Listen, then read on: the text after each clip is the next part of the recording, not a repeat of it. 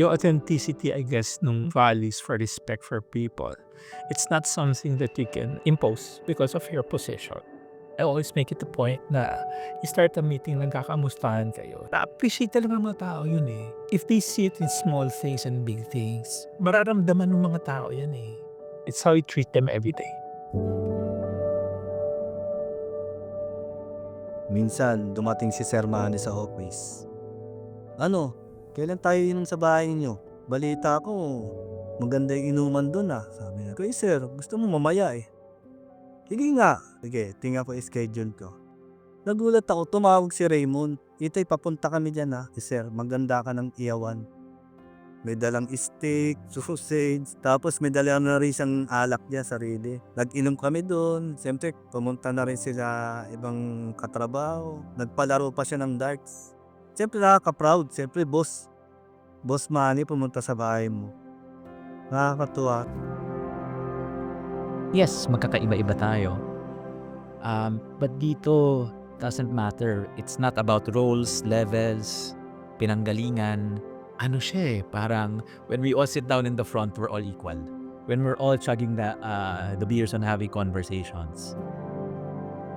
Nakikita, nakakausap namin yung mga goals bumababa, nakikipag-inuman, kumakain with us. So malaking impact po talaga sa amin. Nararamdaman namin talaga na parang kapamilya or kasama na po kami kahit bago lang kami. Yung una talagang nahihiya pa talaga kami na magsalita sa kanila. Pero pag naramdaman mo talaga na nandyan sila, ikaw na mismo yung parang hindi ka makapaniwala na lipos tong mga humaharap sa'yo, kinakausap ka, kumakain kasabay.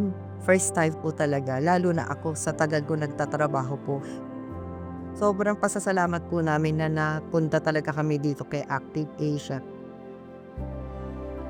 Talagang pakatao po talaga. They never judge. Talagang makikinig sila sa'yo, makikita mo talaga na kinakausap ka. Importante din na yung pakikitungo mo at pakikisama sincerely. Alam nila yan pag sinashowbiz mo sila. Alam nila yan pagka hindi ka sincere. Paggaling at mula sa puso, yun ang the essence dahil yung pakikisama mo na totoo at sincere sa bawat isa. Nandun yung compassion, empathy sa lahat ng tao. Kasi pag hindi mo ipinakita yon, hindi mo ipinaramdam, nagtatrabaho lang sila as in wala lang. 8 hours lang, tapos na, uwi na ako. Hindi ganon.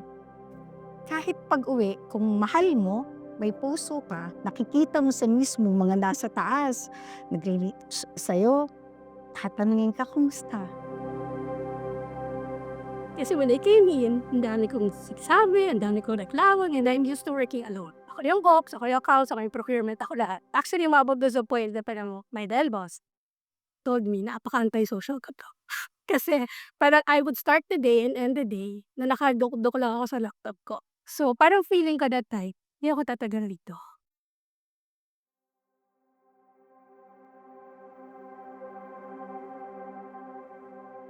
I almost lost this 3 years back. So I have nothing. I'm a son of mom. So, isang tawag lang.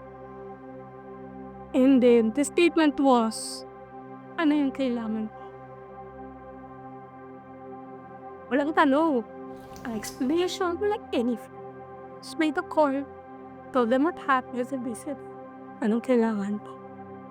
So from then on, sabi ko sa sarili ko, mamahalin ko yung company because they accepted us on their own. Parang, and extend nila yung pagiging Active Asia family to my family, to my boys. Here, you often hear yung buzzword people first. Here, it's lived. It's not just said, it's acted on.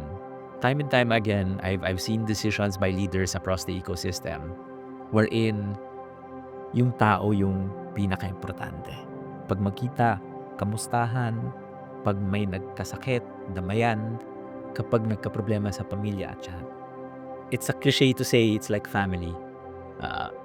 But this is the biggest family you'll ever be a part of. Pag sinabi mong puso, Hindi ba ang isang human being hindi mabubuhay kung wala yung puso? So, yun yung ugat. And yung puso na yan, yan yung pinag-uugatan para mabuo ang isang pamilya. Yung activation kasi may puso. I've been to a lot of companies already. Minsan sasabihin lang nila top most priority yung tao, pero hindi naman nagtatranslate talaga yun. So, ginagawa nila. But with Active Asia kasi, I am living witness to that. Ang hirap i-define talaga ng puso actually. It's something that you feel. No? It's kinda, for me, soulful na parang galing sa loob talaga. Na yung puso, from mismong pinakamataas, bababa sa'yo, pararamdam sa'yo, hindi ka iba. Ang natutunan ko sa trabaho, sa kumpanya, tiwala. Malasakit, may malasakit ka rin sa kapwa mo katrabaho. At sana po talaga humaba pa yung buhay ko para makapagtrabaho pa ako dito, maibigay ko pa yung mga knowledge ko, ma-impart ko yung mga alam ko sa mga kasamahan ko. Hearing the stories of people, inspiring stories, parang sa totoo lang, durog ako lagi. Durog in a sense that parang durog yung puso mo. Alam mo yun, na merong mga gantong story at kwento. My God, sobrang pasasalamat ko sa kanila. Dahil naiba yung pananaw ko sa buhay. Oo, dati akong guro, pero masungit ako. Pero dito, natuto kong yakapin kung ano yung values nung mismo kataas-taasan. Kasi kung siya nagawa niya yun, sino ba ako? There's really just a shared goal, whatever it takes to be done. It's such a powerful thing when we have this kind of culture. Siyempre, bibigyan mo rin ng pagmamahal yung trabaho mo. Mas habang pagsasama, mas masaya. Naniniwala ako yung work, hindi lang siya dito eh. Basta ba't meron to? Tsaka meron to. Yun yung importante para sa akin. Di ba nga, dati sabi ko, parang feeling ko hindi ako tatagal dito. Pero ngayon nakikita ko, tiisip ko, Active Asia might be my second home.